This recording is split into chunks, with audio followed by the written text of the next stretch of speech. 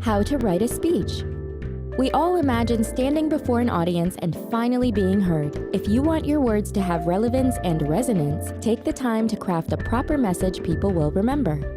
You will need mastery of the subject, an intended audience, an outline, a biographical profile, a structure, self-control, a friend with editing skills, and a memorable final statement. Step 1. Research and master your subject, whether for class, a student council speech, a wedding toast, a personal statement, or a business lecture. Make sure you cover the topic well.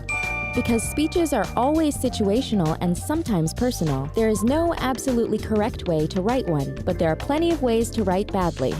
Step 2. Consider your intended audience and adjust your story and vocabulary accordingly. Find the simplest, vivid language to make a point. Include everyone in your message so all feel engaged. Step 3. Outline information according to how you build your argument or present a clear chronology or sequence. Introduce yourself with a brief, pertinent biographical profile and define your subject and purpose. Step 4. Write the speech without stopping, second-guessing, or editing to get your thoughts out on paper. Don't worry about the length or timing just yet. Step 5. Detail the middle of your speech with steps or progressions that advance your message using logical transitions. Illustrate each point with factual support and avoid repetition. Step 6. Limit editorial commentary and balance your assertions with a complete rendering of the opposing viewpoint. Your job is to give a fair and full accounting and allow your audience to decide.